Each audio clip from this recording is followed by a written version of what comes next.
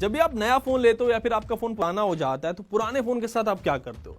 या तो उसको हम बेच देते हैं, एक्सचेंज ऑफर में फ्लिपकार्ट अमेजन को दे देंगे, या फिर घर में किसी छोटे को दे दिया कि भाई तू यूज कर ले, तेरे काम आएगा। सो अगर आप इनमें से कोई भी काम करते हो तो वेट, पहले इस वीडियो को देखो, बिकॉज आपको अपना पुराना फोन ना तो किसी को बेचना है, ना ही एक्सचेंज करना है और ना ही किसी को देना है इस्तेमाल करने के लिए। और अगर आपने ऐसा किया तो आप बहुत मुश्किल में फंस सकते हो। कैसे फंस सकते हो वही आज आपको मैं बता रहा हूं इस वीडियो में। एंड अगर आपको फोन बेचना है या फिर किसी को इवन देना है, एक्सचेंज में भी देना है, तो इस वीडियो में जो स्टेप्स मैं आपको बता रहा हूं उनको फॉलो करना, तभी आप सेफ रहोगे। सो पुराना फोन बेचते वक्त या फिर किसी को देते वक्त हम और आप एक बड़ी गलती करते हैं जिससे हमें बड़ा नुकसान होता है। हम क्या करते हैं कि सबसे पहले तो अपने फोन को, पुराने फोन को फैक्ट्री रीसेट कर देते हैं। वो इसलिए ताकि जो हमारा वहाँ पे सारा पर्सनल डेटा होता है, फोटोज होते हैं, चैट्स होते हैं, वीडियोज होते हैं, बैंक अकाउंट डिटेल्स होते हैं फोन में, वो डिलीट हो जाए और उनको कोई एक्सेस ना कर पाए।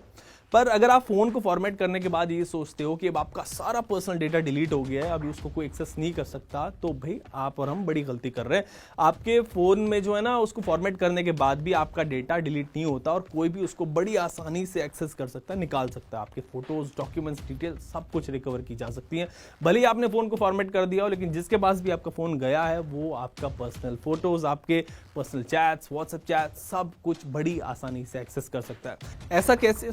सबसे पहले तो ये जान लें कि जब भी आप अपने फोन को फैक्ट्री रीसेट करते हो तो उसमें आपका डेटा पूरी तरह रिमूव नहीं होता। यस, फैक्ट्री रीसेट करने के बाद भी आपका डेटा पूरी तरह डिलीट नहीं होता। फैक्ट्री रीसेट करने से आपका डेटा जहां पर सेव्ड होता है उसकी लोकेशन, एड्रेस जो है वो चेंज हो जाती है और आपके फोन को ये पता नहीं चलता कि आपका डेटा कहां पर था और इसीलिए आपको डेटा दिखता नहीं है। डेटा पहले किसी और एड्रेस पे सेव था और जब आपने फैक्ट्री रीसेट कर दिया फोन को तो वो किसी और एड्रेस पे चला गया। इससे आपको फोन में जो स्पेस जो है वो तो मिल जाती है पर डेटा पूरी तरह रिमूव नहीं होता। सिर्फ फोन ही नहीं बल्कि एसडी कार्ड हो गए, पेन ड्राइव्स हो गए या फिर इवन हार्ड ड्राइव्स जो है, उन सभी के साथ जो है ये काम होता है। इसलिए आपने देखा होगा कि डेटा रिकवरी सॉफ्टवेयर जो है वो आते हैं। ये इजीली ऑनलाइन अवेलेबल हैं, जो आपके फोन का डेटा, हर चीज़ का जो डेटा है डिलीट हो जाने के बाद भी उसको रिकवर कर सकते हैं। काफ़ी सारे अवेलेबल है हर जगह। तो आपने फोन को अगर सिर्फ फैक्ट्री रीसेट करके किसी को देना है तो आपके लिए बड़ा खतरनाक हो सकता है। किसी को भी दिया ऐसा करके तो बहुत ज़्यादा मुश्किल में आप फंस सकते हो।